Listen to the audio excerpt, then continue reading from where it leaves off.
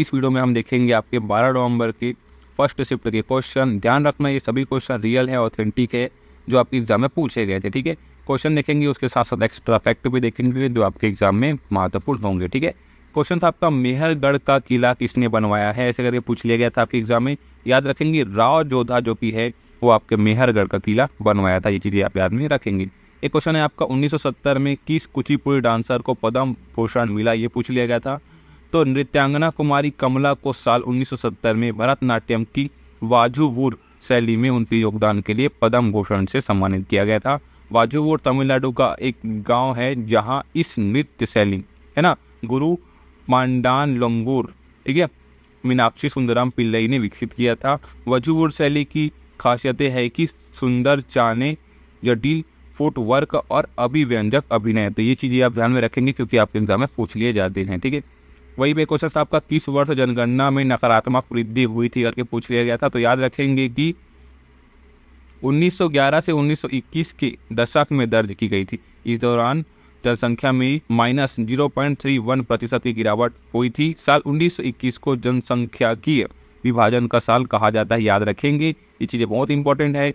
ये डिजिट भी याद रखेंगे कि -0.31 जो कि है नकारात्मक वृद्धि हुई थी साल 1911 से 1921 के में। ठीक है, वहीं पे क्वेश्चन था आपका 86वीं संविधान संशोधन किस वर्ष हुआ था, पूछ लिया गया था। बहुत बार पूछा जाता है ये क्वेश्चन, तो याद रखेंगे कि 2002 में हुआ था और यह संशोधन 12 दिसंबर 2002 को लागू हुआ था।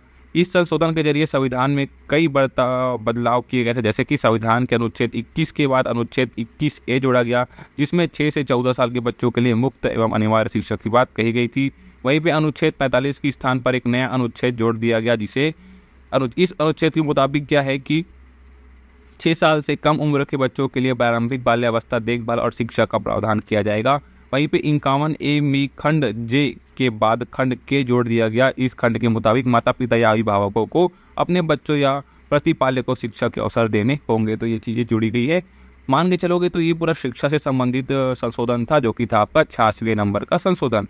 वहीं पे इस संशोधन के जरिए भारत के संविधान में 11वां मौलिक कर्तव्य भी जोड़ा गया था, ये चीज़ें आप याद में रखेंगे। एक था आपका बिरजू महाराज किस नृत्य से संबंधित है करके पूछ लिया गया था। तो याद रखेंगे कथक से संबंधित है आपके बिरजू महाराज। ये क्वेश्चन बहुत रिपीटेड है, मैंने आपको बहुत बार करा चुका है ये क्वेश्चन को। याद रखेंगे वे लखनऊ, वे जो कि कथक नृत्य के लखनऊ के कलका बिंदी कौन से कालका बिंदा दिन घराने के अग्रणी नर्तक थे। बिरजू महाराज को कथक सम्राट के नाम से भी जाना जाता है, ये भी चीज़ें मैंने आपको पहले बता दी है। और वे कथक नृत्य के प्रतिपादक थे और उन्होंने इस नृत्य को नई ऊंचाइयों पर ले जाने में अहम भूमिका निभाई थी, ये भी चीज़ें आप याद में रखेंगी। तो वो जो बिरजू महाराज है वो कथक नृत्य से जुड़े हैं, याद रखेंगे, और उसको कथक सम्राट के नाम से जाना जाता है, ये भी आप याद में रखेंगे। उनका जो पूरा जीवन शैली है वो कथक नृत्य से संबंधित निकला है, ये भी चीज़ें आप याद में रखेंगे। ठीक है, किनका? बिरजू महाराज का। वहीं पे पंडित बिरजू महाराज जो कि है उनका जन्म जो कि है 4 फरवरी 1938 और निधन जो कि 17 जनवरी 2022 को है, याद रखेंगे। नृत्य शैली जो कि कथक है, घराना जो कि है लखनऊ कालिका बिंदा दिन घराना है, और उनका जो योग्यता है वो संगीतकार है, गायक है और कवि है, और सम्मान 1986 में पद्म विभूषण से सम्मानित किया गया था, ये चीज़ें आप याद में रखेंगे। वहीं पे क्वेश्चन था आपका पेशा अधिनियम किस राज्य ने शुरू किया था करके पूछ लिया गया था। तो याद रखेंगे पेशा अधिनियम जो कि आंध्र प्रदेश राज्य ने शुरू किया था। और पेशा अधिनियम मतलब इसका है कि अनुसूचित क्षेत्रों का विस्तार। ठीक है, इस अधिनियम के जरिए 1996 का प्रावधान 5वीं अनुसूची जो कि है क्षेत्रों पर लागू होता है। पेशा अधिनियम के बारे में कुछ ऐसी जानकारी देख सकते हैं यहाँ पर कि पेशा अधिनियम के तहत आदिवासी क्षेत्र में रहने वाले लोगों के लिए प्राकृतिक संसाधन पर उनके अधिकारों को कानूनी मान्यता दी जाएगी। और वहीं पे पेशा अधिनियम के तहत ग्रामों सभाओं को यह अधिकार मिलता है कि वे यह तय कर सके कि किसी इलाके में खनन हो सकता है या किसी इलाके में खनन नहीं हो सकता, तो ये चीज़ें हैं।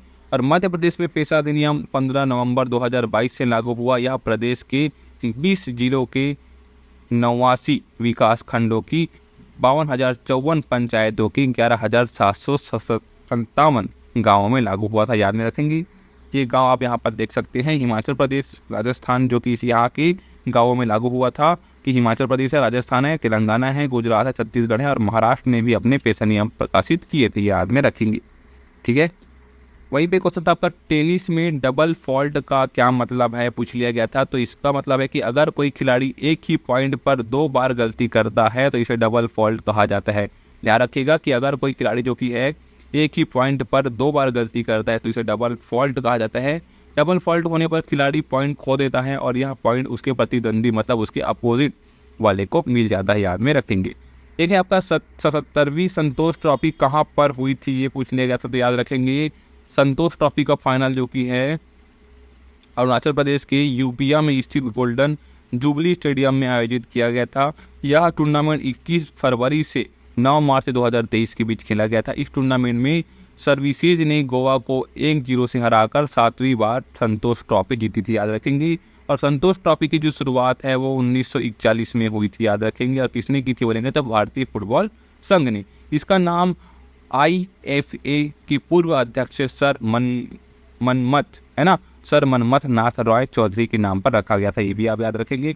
वहीं पे साल 2018 तक यह एक व्यक्तिगत प्रतियोगिता थी, लेकिन साल 2021 के बाद इसे विभिन्न आयु समूहों की क्षेत्रीय टीमों के लिए राष्ट्रीय फुटबॉल चैंपियनशिप के पुरुषों के वरिष्ठ स्तर के रूप में आयोजित किया था। इसमें और ध्यान रखने वाली बात यह है कि पश्चिम बंगाल 32 खिताबों के साथ इस टूर्नामेंट में सबसे सफल टीम है, याद में रखेंगी। कि इस टूर्नामेंट की बात हो रही है तो याद रखेंगे आपकी संतोष ट्रॉफी जो कि है ना। वहीं पे याद रखेंगे पंजाब ने 8 बार और केरल ने 7 बार यह खिताब जीता है। तो सबसे ज़्यादा किसके पास है तो पश्चिम बंगाल के पास 32, ठीक है। एक आपका झारखंड में कौन सा स्टील प्लांट है करके, तो टाटा स्टील प्लांट जो कि है झारखंड में स्थित है। इसके अलावा बहुत सारे ऐसे स्टील प्लांट है जो झारखंड में स्थित है। तो ऑप्शन में अगर यही था तो आपका आंसर बिल्कुल सही हो जाएगा। एक है आपका खारवेल किस वंश का शासक था, ये पूछ लिया गया था आपके एग्जाम में। तो खारवेल जो कि है चेदी वंश का शासक था, याद में रखेंगे। वहीं पे क्वेश्चन था आपका अली वर्दी खान की मृत्यु के बाद शासक कौन बना करके, तो अली वर्दी खान की मृत्यु के बाद उनका दौहिक है ना पुत्री का पुत्र जिनको बोलते हैं मिर्जा मोहम्मद सिराजुद्दौला बंगाल का नवाब बना, याद रखेंगी। और सिराजुद्दौला बंगाल के अंतिम स्वतंत्र नवाब थे। उनका शासनकाल अप्रैल 1756 से 2 जून 1757 तक रहा था। वही भी एक था दूध में कौन सा प्रोटीन पाया जाता है करके, तो दूध में 2 तरह के प्रोटीन पाए जाते हैं, कैल्शियम और मट्ठा। ये चीज़ें आप याद में रखेंगी। गाय के दूध में कैल्शियम की मात्रा ज़्यादा होती है। गाय के दूध में कैल्शियम करीब 80% और मट्ठा 20% होता है। वहीं भैंस के दूध में भी कैल्शियम और वही प्रोटीन होता है, लेकिन कैसीन की मात्रा जो कि है ज़्यादा होती है। मानव दूध में भी मट्ठा प्रोटीन है। मानव दूध में पाए जाने वाला मुख्य मट्ठा प्रोटीन ये है कि देख सकते हैं यहाँ पास नाम अजीब अजीब टाइप से है, तो ये चीज़ें आप देख सकते हैं, ठीक है।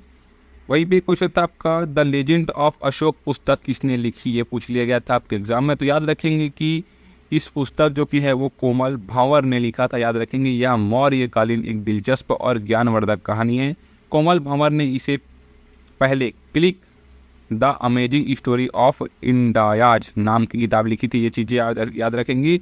और सह लेखिका के तौर पर ये काम किया था, ये भी चीज़ें आप याद में रखेंगी। कौन से में सह लेखक के रूप में काम किया था, the amazing story of Indian नाम की किसमें। तो याद रखेंगे द लीजेंड ऑफ अशोक पुस्तक जो कि है वो किसने लिखी थी, कोमल भावर ने लिखी थी।